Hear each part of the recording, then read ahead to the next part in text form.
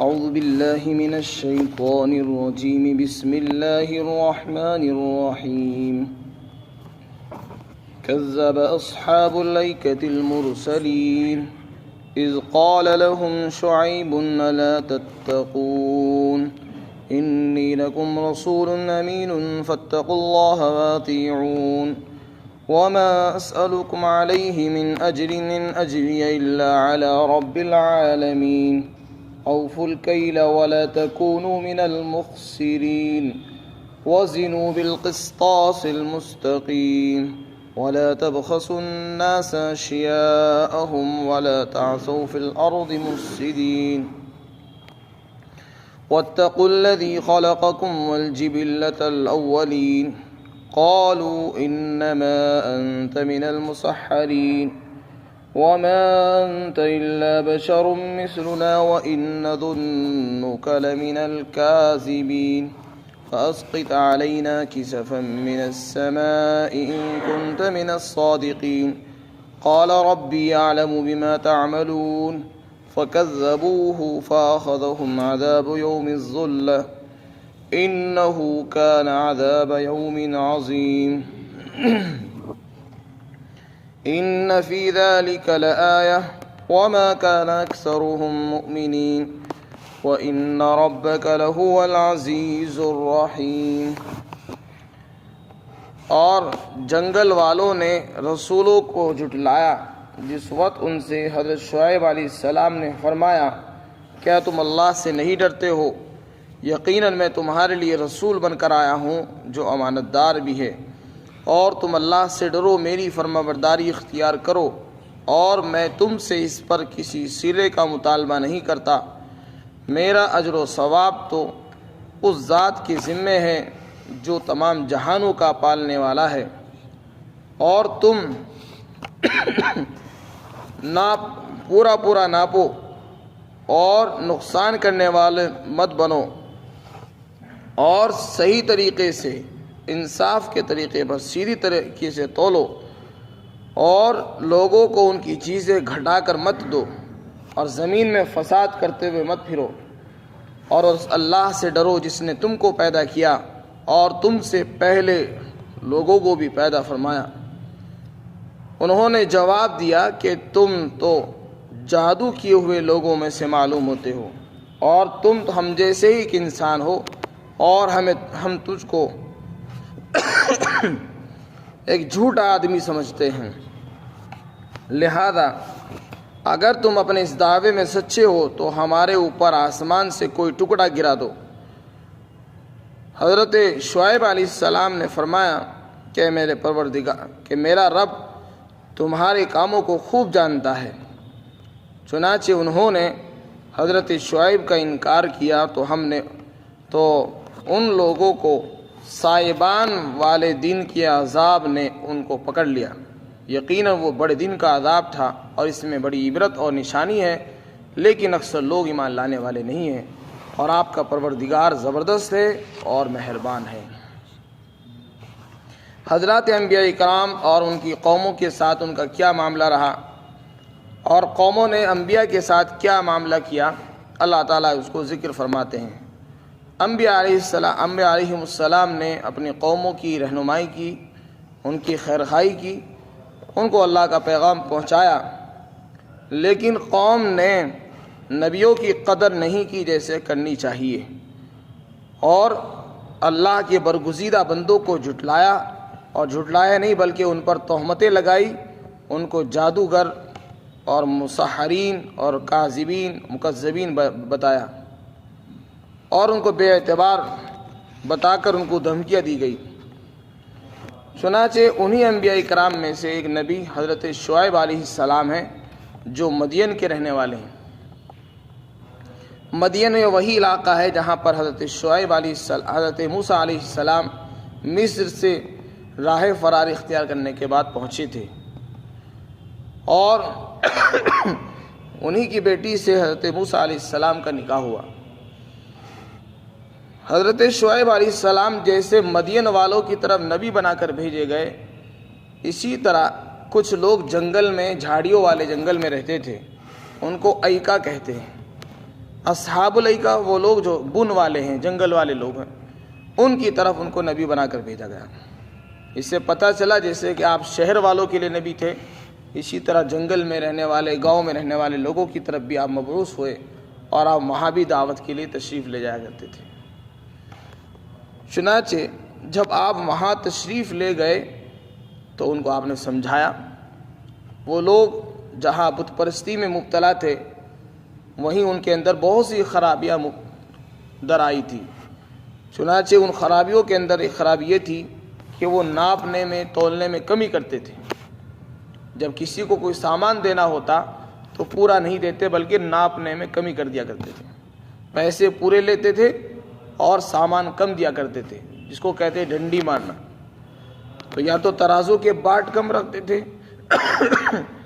یا کچھ اس طریقے سے کرتے تھے کہ جس سے لوگوں کو احساس نہیں ہوتا اور ناپنے میں کمی کر دیا کرتے تھے، جیسے کہ لوگ کرتے ہیں دھوکہ دہی اور ہیرا پھیری۔ تو سامان پورا نہیں دیا کرتے تھے۔ انصاف کا تقاضا تو یہ کہ سامان پورا دیا جائے، اور خیرخواہی اور حسن اخلاق کی بات یہ کہ تھوڑا زیادہ دیا جائے، جھکتا ہوا تولا جائے، لیکن وہ بجائے جھکنے کے اور کم دیا کرتے تھے، ناپنے میں بھی اور تولنے میں بھی انصاف کے ساتھ کام نہیں لیتے تھے۔ اور اسی طرح اگر کسی کا کوئی حق اپنے ذمہ ہوتا تو اس کو پورا نہیں دیا کرتے تھے۔ کسی کے پیسے ہیں، کسی کا کوئی حق ہے، کسی کا سامان ہے، جتنا لیا اتنا نہیں دیا، اس کو کم کر کے دے دیا۔ کسی کے پیسے لیے وہ کم کر کے دیے، سامان لیا اس میں سے تھوڑا کھا لیا، باقی واپس کر دیا۔ تو لوگوں کے سامان، ان کی اشیاء، ان کی چیزیں لینے کے بعد پوری ادا نہیں کرتے تھے، یعنی امانت میں خیانت بھی کرتے تھے۔ اور جس ملک اور علاقے کے اندر ناپ تول میں کمی ہوتی ہے یا لوگوں کے حقوق کو پورا نہیں دیا جاتا، وہاں ظلم عام ہو جاتا ہے۔ اور جہاں ظلم عام ہو جائے گا تو وہاں فتنے اور فساد بہت زیادہ ہوتے ہیں، کیونکہ ناپ تول میں کمی کرنا یہ ظلم کا دروازہ ہے۔ جب ظلم ہوگا تو فتنہ بھی ہوگا، فساد بھی ہوگا، جھگڑے بھی ہوں گے، لڑائیاں بھی ہوتی ہیں۔ تو اس لیے اللہ تعالیٰ نے فرمایا کہ تم زمین میں فساد کرنے والے مت بنو۔ فساد کرنے والے کب بنتا ہے آدمی؟ جب اس کے اعمال اور اسباب اختیار کرتا ہے۔ اگر آپ صحیح ناپیں گے تو کوئی جھگڑا ہی نہیں ہوگا، نہ فساد ہوگا، نہ دنگا ہوگا۔ لیکن ان کے سمجھ میں یہ بات نہیں آئی۔ آپ نے ان کو سمجھایا کہ دیکھو، ایک اللہ کی عبادت کرو، پورا ناپو، پورا تولو، صحیح طریقے سے ناپو، جس کا جو حق ہے اس کو پورا ادا کرو، کمی نہ کرو۔ انہوں نے کیا جواب دیا؟ وہ کہنے لگے ہم اولاً تو آپ کو نبی نہیں مانتے، آپ کی باتیں تو بس یوں ہی ہیں، ہم آپ کو نبی سمجھتے نہیں، ایسا لگتا ہے کہ تم پر کسی نے جادو کر دیا ہے اور تم اس طرح بہکی ہوئی باتیں کرتے ہو۔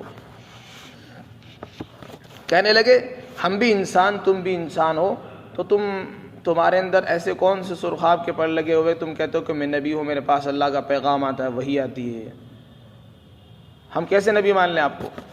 لہذا ہم آپ کو نبی نہیں مانتے۔ اسی طرح سورہ ہجر کے اندر آیا ہے قالوا یا شعیب اصلاتک تأمرک ان نترک ما یعبد آباؤنا او ان نفعل فی اموالنا ما نشاء۔ انہوں نے کہا اے شعیب، جو تو نماز پڑھتا ہے، کیا تیری نماز اس بات کا حکم کرتی ہے کہ ہمارے باپ دادا جن خداؤں کی عبادت کرتے تھے ہم ان کو چھوڑ دیں تمہارے کہنے سے، یا ہم اپنے مال میں جو تصرف کرتے ہیں وہ کرنا چھوڑ دیں؟ ان کا مطلب یہ تھا کہ مال ہمارا ہے، ہم اس میں کمی کریں، کسی کو کم دیں، زیادہ دیں، ناپ تول میں کمی کریں، زیادتی کریں، یہ ہمارا اپنا حق ہے۔ انہوں نے یہ سمجھایا مال ہمارا ہے، چیز ہماری ہے، ہم کسی کو کم دیں، کسی کو زیادہ دیں، آپ کون ہو تو بیچ میں دخل دینے والے کہ آپ پورا دو، زیادہ دو کر کے دو۔ خلاصہ ان کے کلام کا یہ ہوا کہ مال کے ہم مالک ہیں۔ جب انسان کے دل میں یہ خیال آتا ہے کہ مال میرا ہے، میں اس کا مالک ہوں، تو پھر وہ اللہ کو بھول جاتا ہے، پھر وہ اپنی مرضی سے جو چاہتا کرتا ہے۔ وہ ظلم بھی کرے گا، رشوت بھی لے گا، دے گا بھی، اور ناانصافی بھی کرے گا۔ آج کے زمانے میں بھی لوگ یہی جملہ بول رہے ہیں، جب کسی کو سمجھایا جاتا ہے کہ بھئی پردہ کرو تو وہ کہتے ہیں کہ میرا جسم میری مرضی، میرا جسم میری مرضی۔ یہ جملہ یہ بتاتا ہے کہ ہم اللہ کو بھول گئے، ہم نہیں جانتے اللہ کیا ہے، ہم اپنی حقیقت کو بھول چکے۔ تمہارا جسم کب سے ہے یہ تو سوچو، کس نے تمہارا جسم کو وجود بخشا ہے، وہ کون ہے اس کو تو پہچانو۔ ایک وقت وہ تھا کہ تمہارا کوئی وجود نہیں تھا، تم ایک ناپاک قطرے سے پیدا ہوئے تھے، اس وقت تم نے کیوں نہیں کہا میرا جسم میری مرضی؟ آج کہتے ہو کہ میرا جسم میری مرضی، میرا مال میری مرضی، میں اپنے مال میں جس طرح چاہے کروں، تم کیوں بولتے ہو؟ ایسا نہیں ہے، سب چیزوں کا مالک اللہ ہے، مال کا مالک بھی اللہ ہے اور جسم کا مالک بھی اللہ ہے، اور ہمارے ہر چیز کا مالک اللہ ہے۔ یہ چیز جب دل میں اسے نکل جاتی ہے تو پھر انسان غلط راستے پر چلتا ہے، بس یہی چیز ہے۔ کافر انسان کے دل میں چونکہ یہ خیال نہیں ہے، یہ عقیدہ نہیں ہے، اس لیے وہ کمی بھی کرتا ہے، کوتاہی بھی کر رہا ہے۔ اور جو آدمی اپنے آپ کو مسلمان کہتا ہے وہ اگر کمی کرتا ہے ناپ تول میں، اس کا مطلب یہ کہ اس کے اندر سے خدا کا خوف نکل چکا ہے۔ جس کے دل میں خدا کا ڈر اور خوف ہوگا وہ کبھی ناپ تول میں کمی نہیں کر سکتا، وہ کبھی نہیں کہے گا کہ میرا جسم میری مرضی، میرا مال میری مرضی۔ یہ جملے وہی بولتے ہیں جو دہریے ہیں، خدا کے منکر ہیں اور اللہ کا وجود کے قائل نہیں ہیں، اور آخرت میں اللہ کے سامنے حاضر ہونے کے یقین نہیں رکھتے۔ تو یہی جواب جو آج لوگ دے رہے ہیں یہ حضرت شعیب کو دیا گیا، او ان نفعل فی اموالنا ما نشاء، ہم اپنے مال میں جو تصرف کریں اس میں آپ ہمیں کیوں روکتے ہو؟ ہمارا مال ہماری مرضی، ہم جس سے چاہے کریں، تم کیوں منع کرتے ہو کہ ہم ناپ تول میں کمی نہ کرو؟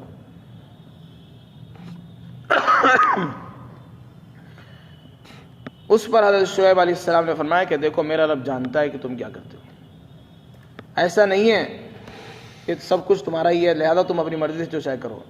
انسان اپنے مال میں آزاد نہیں ہے بلکہ اس پر پابندیاں ہیں، اپنے جسم کے اندر آزاد نہیں ہے، جس طرح چاہے پھرے وہ، اس کو بڑھانا رکھے اس کا اختیار نہیں، اس کو نہیں ہے۔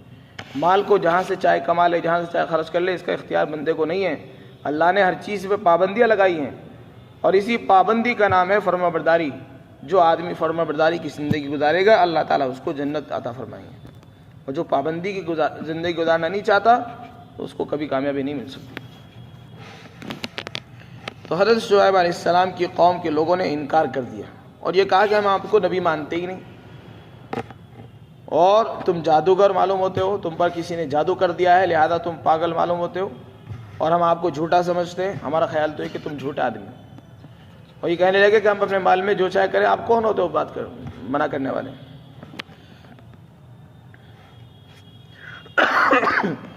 پھر حضرت شعیب علیہ السلام نے ان کو دھمکایا کہ دیکھو اللہ کا عذاب آئے گا، اگر تم نے اللہ کی بات نہیں مانی، میری بات نہیں مانی تو اللہ کی طرف سے پکڑ آ سکتی ہے، مجھے ڈر یہ ہے کہ تم پر کسی دن عذاب نہ دے۔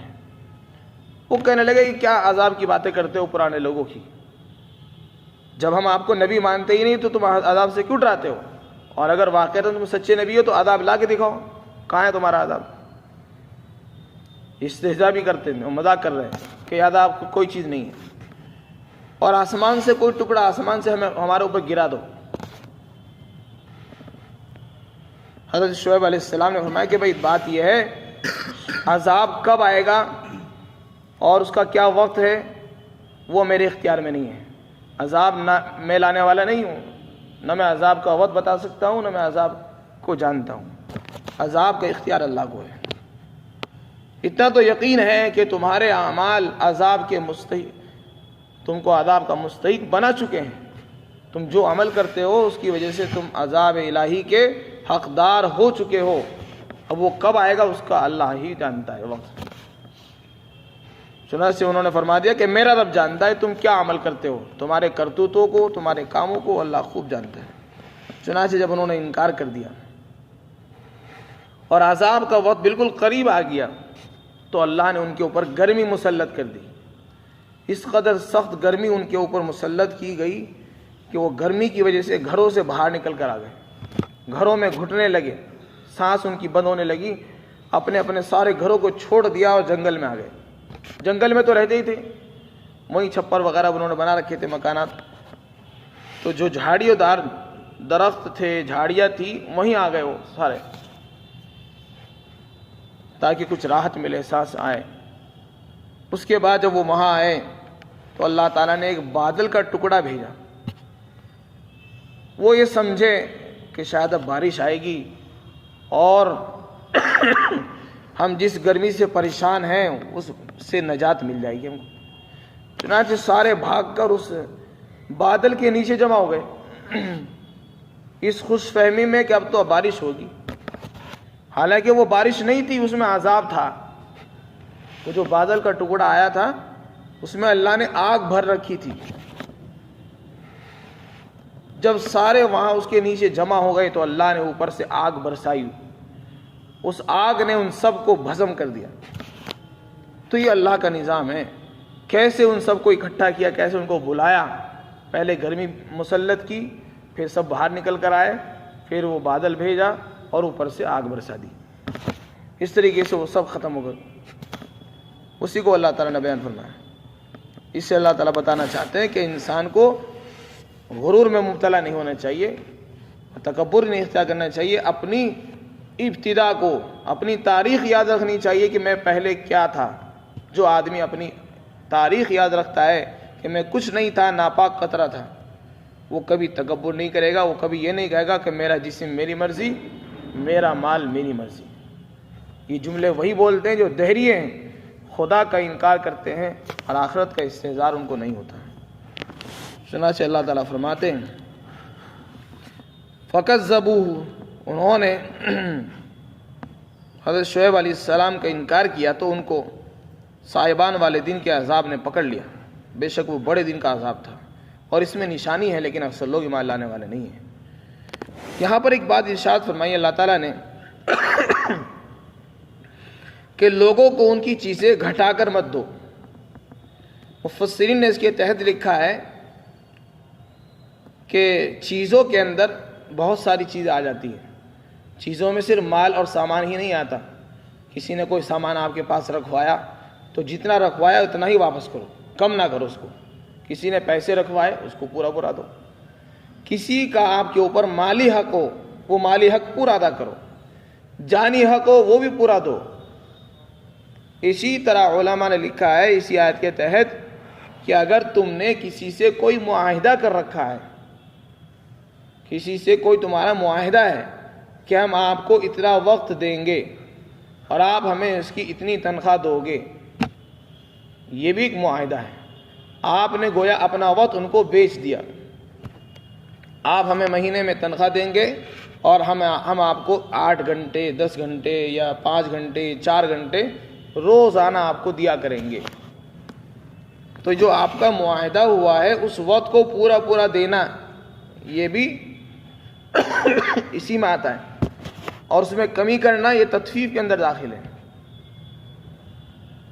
ایک مرتبہ حضرت عمر رضی اللہ تعالیٰ عنہ نے دیکھا ایک آدمی غیر حاضر عصر کی نماز میں آئے نہیں۔ آپ نے وجہ پوچھی، معلوم کیا تو انہوں نے عذر بیان کیا کہ مجھے عذر تھا، میں عصر کی نماز میں نہیں آ سکا۔ تو آپ نے فرمایا کہ تم نے تطفیف کی۔ تطفیف کے معنی آتے ہیں کسی کا حق پورا نہ ادا کرنا۔ تو نماز بھی حق ہے اللہ کا، نماز بھی اللہ کا حق ہے۔ اللہ نے کیا کہا؟ میرے حق ادا کرو۔ ہم نے عصر کی نماز نہیں پڑھی، اس کا مطلب یہ ہے کہ ہم نے حقوق کی ادائیگی میں کمی کی، اسی کا نام تطفیف ہے۔ اور تطفیف کے لیے فرمایا وَيْلٌ لِّلْمُطَفِّفِينَ، ہلاکت اور بربادی ہے ایسے لوگوں کے لیے جو ناپنے میں، تولنے میں اور حقوق کی ادائیگی میں کمی کرتے ہیں۔ اب جو حق ہے وہ عام ہے، اللہ کی بھی حق ہے، بندوں کے بھی حق ہے، بیوی کا حق ہے، بچوں کا حق ہے، پڑوسیوں کا حق ہے، ماں باپ کا حق ہے، رشتہ داروں کے حقوق ہے۔ یہ دین صرف نمازوں کا نام نہیں ہے، پوری زندگی کا نام ہے۔ اس زندگی کے اندر سینکڑوں شعبے ہیں جس کے اندر دین داخل ہے۔ تو جس کے حقوق ہیں ان کو پورا پورا ادا کرنا یہ انسان پر فرض ہے۔ اللہ کا حق ہے وہ بھی پورا ادا کرے۔